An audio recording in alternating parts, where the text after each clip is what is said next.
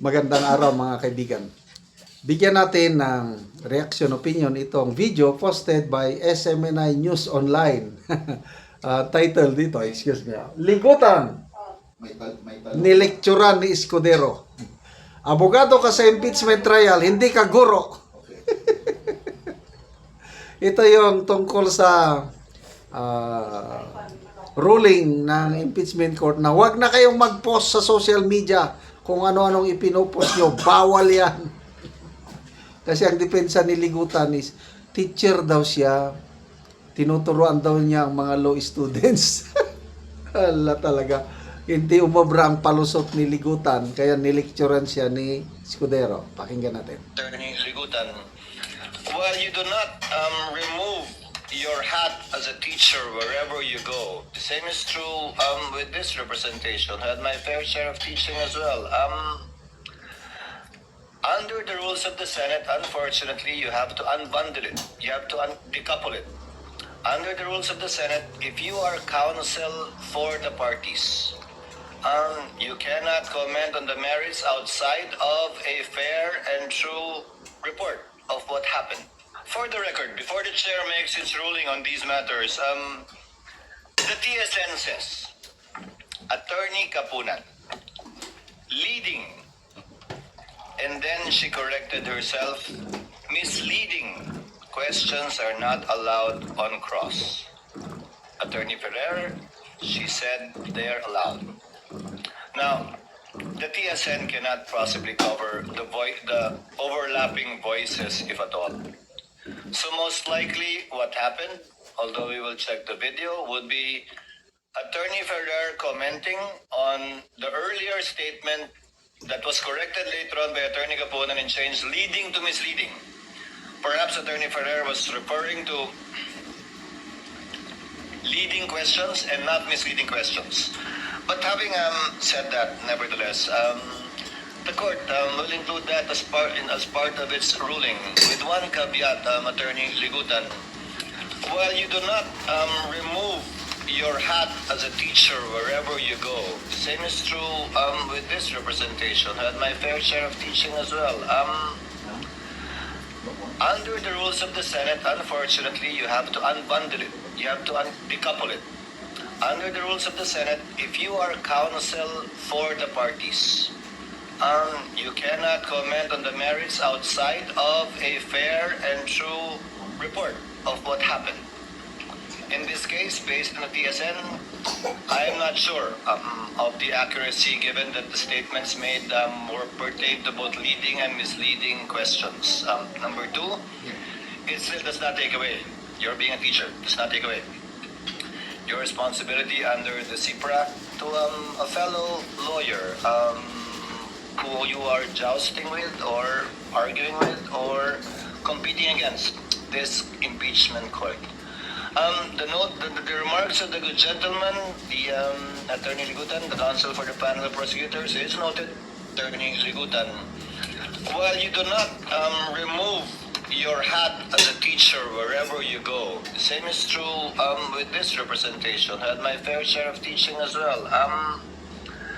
Yan. So, hindi lumusot yung palusot ni Ligutan na yung post daw niya na yon ay walang kinalaman sa impeachment trial. Nililecturean daw lang niya, pinapangaralan na lang daw niya ang mga law students na bawal ang misleading questions.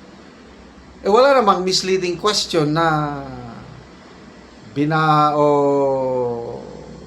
attributed to Attorney Ferrer. Kundi, yun lang, leading question na kalaunan inakusa na misleading. Kaya itong pabigla-bigla na pag-post ni Attorney Ligutan, yun na yun. Nagkaroon na ng ruling ng impeachment court na two-strike policy na tayo ngayon na pag magsalita pa kayo sa social media ng merits of the case, warning. Una, first strike, warning. Second strike, 30,000 na 30,000 na what's this? Fine. Succeeding violation, ganon pa rin, 30,000. Pag paulit-ulit na, ang impeachment court magbibigay ng referral o report sa Integrated Bar of the Philippines at saka Supreme Court for disciplinary action. Kaya napakagandang ruling ito para naman maging orderly ang impeachment trial ni BP Sara. Kasi makikita nyo, karamihan sa mga nagsasalita outside court, yung mahilig mag-press conference, ay itong prosecution. Kanya-kanya silang mga pakana. Kagaya kahapon, press con na naman sila. At least doon, inamin ni Congresswoman Luistro na para sa kanya, hindi niya natatawagin si Colonel Lachica as witness. Wala siyang ibinigay na rason kung bakit. Dinagdagan din ni Congressman Joel Chua, ayaw din niyang tawagin si Colonel Lachica, baka daw makagulo lang siya sa kwento. To me, these are all palusot. Kung talagang mabigat yung mga ebidensya nila, yung may basihan sila, ang pinaka-the best na tawagin nilang witness ay si Colonel Lachica dahil siya yung humawak ng pundo, siyang gumamit.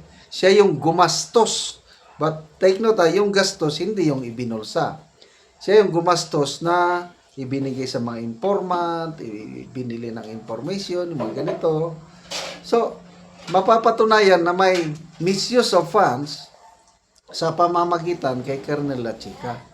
Bakit ayaw nilang patawag as witness? Yan na.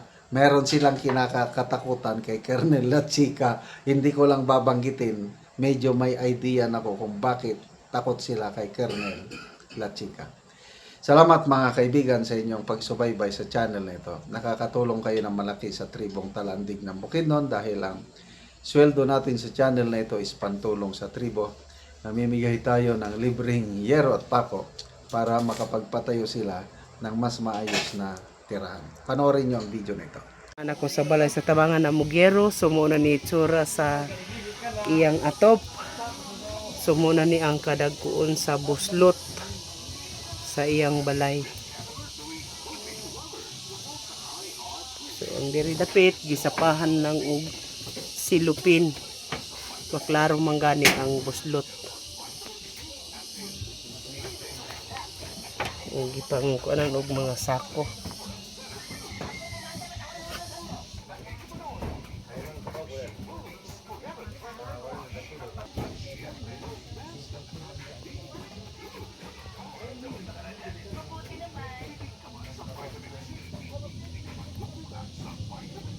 O karon mo na ni Angero nga among gihatag ng pulis atop sa balay ni Ungkol.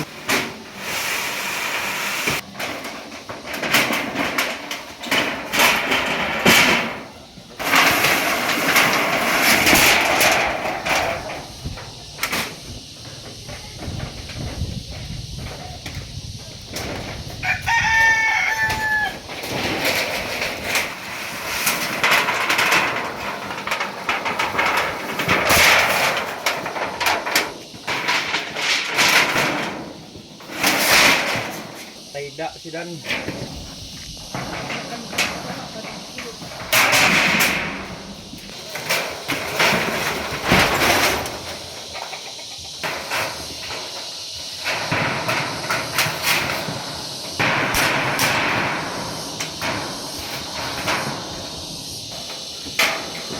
Pasaya ko rin TikTok pagpungat.